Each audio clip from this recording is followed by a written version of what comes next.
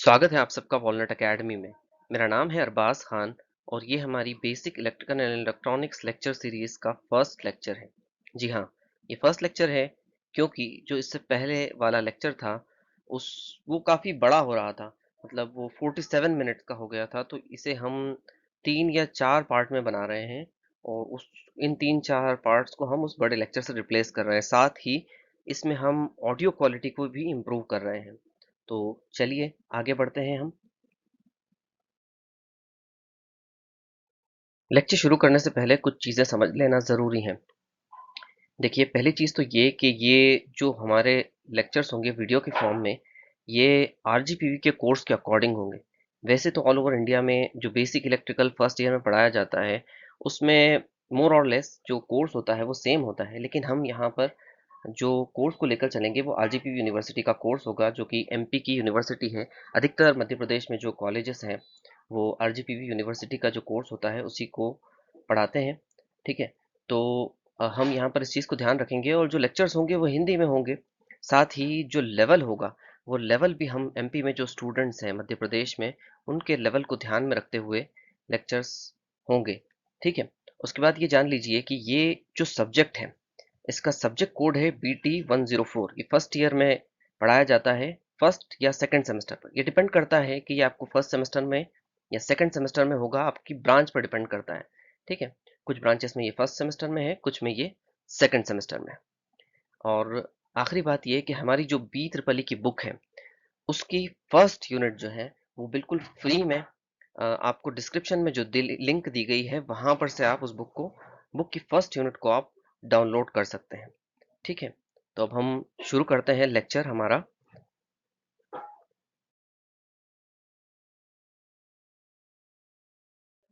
Screen पर हमें दो चीजें दिख रही हैं।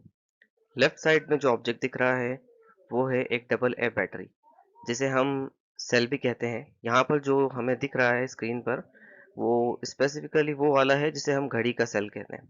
ठीक है, और राइट साइड में हमें दिख रही है एक टॉय मोटर, जो कि जब हम बचपने में कोई खिलौने से खेलते खेलते थक जाते थे फिर उसे तोड़ कर उसमें से मोटर निकाल लिया करते थे, ये वही मोटर है, टॉय मोटर। ठीक है, अब यहाँ पर लेफ्ट साइड में जो सेल दिख रहा है, देखिए ये घड़ी का सेल है, डबल ए बैटरी जिसे हम बोलते हैं। इससे छोटा वाला भी सेल आता है जिसे हम कहते हैं ट्रिपल ए बैटरी, जिसे देसी देसी भाषा में हम बोलते हैं पेंसिल सेल।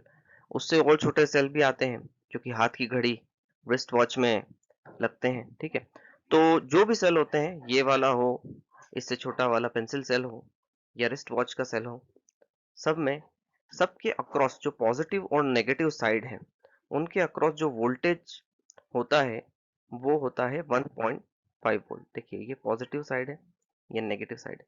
तो इनके बीच में जो वोल्टेज होता है, चाहे वो घड़ी का सेल हो, चाहे पेंसिल सेल हो, चाहे ब्रिस्ट वॉच हो, तो बस सेल्स में डिफरेंस ये होता है कि उनकी पावर सप्लाई करने की कैपेसिटी में अंतर होता है और उनकी एनर्जी स्टोरेज में अंतर होता है। मतलब वो कितना ज़्यादा चलेंगे इसमें अंतर होता है और वो किसी इंस्टेंट पे कितनी पावर वो दे सकते हैं, मतलब वो कितना करंट सप्लाई कर सकते हैं, इसमें डिफरेंस होता है। ठीक है, तो यहाँ पर डबल ए बैटरी में एक बात ध्यान रखिए कि ये 1.5 वोल्ट का है मान लीजिए। ठीक है, जो कि वो होता ही है, तो इसके अक्रॉस हमेशा 1.5 वोल्ट मौजूद रहेगा। अगर ये लाइव सेल है, मतलब ये खत्म हुआ वाला नहीं है। ठीक है, जो कि ऑब्वियस सी बात है, होना ही चाहिए। तो चाहे आप इसे लोड से कनेक्ट करें या ना करें, इसके अक्रॉस 1.5 वोल्ट रहता है। ठीक है, ये वैसा ही है जैसे आपके घर में जो पानी का नल होता है उसके अंदर प्रेशर होता है, आप जैसे ही उसे खोलते हैं पानी आना शुरू हो जाता है और आप बंद करते हैं तो पानी बंद हो जाता है, क्योंकि पानी को बहने का रास्ता अब नहीं मिल रहा है। वैसे ही सेल में भी वोल्टेज हमेशा होता है, चाहे आप उसे यूज करें ना करें। करंट का फ्लो इस बात पर डिपेंड करता है कि करंट को बहने के लिए रास्ता मिल रहा है या नहीं। ठीक है, अब जब आप इस सेल को कनेक्ट कर देते हैं, तो चलिए हम कनेक्ट कर देते हैं, देखते हैं क्या होता है।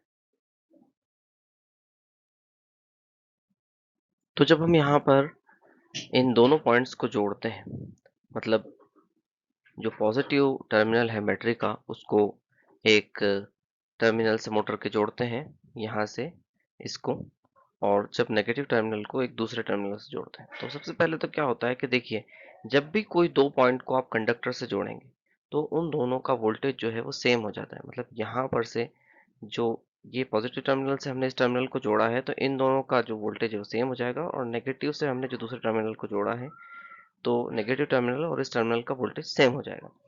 अब जो वोल्टेज यहाँ पर प्रोड्यूस हो रहा था 1.5 वोल्ट, वही 1.5 वोल्ट मोटर के दोनों टर्मिनल के अक्रॉस आ जाएगा।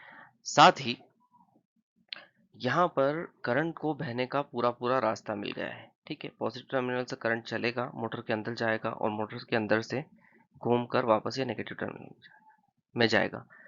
तो आपको ये पता है कि जब हम इस तरीके से जोड़ते थे मोटर को सेल से, तो क्या होता था, मोटर घूमना स्टार्ट कर देती थी।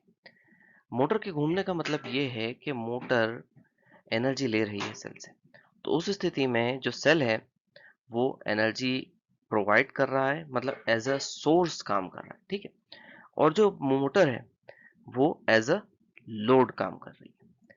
ठीक है, अब यहाँ पर एक और चीज ध्यान रखिए कि यहाँ पर जो करंट की डायरेक्शन है वो पॉजिटिव टर्मिनल से मोटर के अंदर है, और फिर मोटर के दूसरे टर्मिनल से निकलकर नेगेटिव टर्मिनल में है। तो ये बात हमेशा ध्यान रखिए कि जो करंट है वो हमेशा हायर पोटेंशियल से लोअर पोटेंशियल की ओर बहता है। जैसे कि पानी बहता है ना, हमेशा एक ऊंची जगह से नीची जगह की ओर, एक टंकी में से नीचे की ओर, अपने आप नीचे से ऊपर टंकी में जाके नहीं भराता वो, उससे उसको आपको मोटर से ऊपर भरना पड़ता है, उसमें वर्क डन करना पड़ता है। वैसे ही यहाँ पर हायर पोटेंशियल जो पॉजिटिव टर्मिनल है, यहाँ पर से हमेशा नेगेटिव, उससे कम पोटेंशियल की ओर करंट बहेगा। तो ये बैटरी के पॉजिटिव टर्मिनल से नेगेटिव टर्मिनल की ओर बहेगा। ठीक है, उसके बाद जो सबसे आखिरी बात जो बहुत इंपॉर्टेंट है, जो आपको समझना, देखिए जिस डिवाइस में से करंट पॉजिटिव, देखिए ये पॉजिटिव टर्मिनल है, ये नेगेटिव है, ठीक है, मोटर का, और ये पॉजिटिव है बैटरी का, और ये नेगेटिव है बैटरी का। ठीक है, तो यहाँ पर बैटरी में से पॉजिटिव टर्मिनल में से करंट बाहर निकल रहा है, और नेगेटिव टर्मिनल में से करंट अंदर आ रहा है। ठीक है, तो इसीलिए बैटरी एज अ सोर्स काम कर रही है। ठीक है, जबकि मोटर जो है, मोटर में देखिए यहाँ पर पॉजिटिव था, तो ऐसा कैसी वोल्टेज यहाँ आ गया, पॉजिटिव में से करंट अंदर जा रहा है।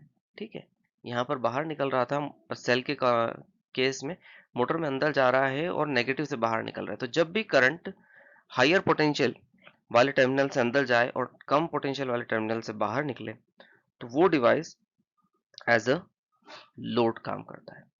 ठीक है, और करंट को बहने के लिए हमेशा एक क्लोज लूप, एक रास्ते की जरूरत होती है। ठीक है, तो यहाँ पर से ये बातें आपके समझ में आ गई होंगी। अब हम इसको एक बार फिर से समझते हैं, देखते हैं।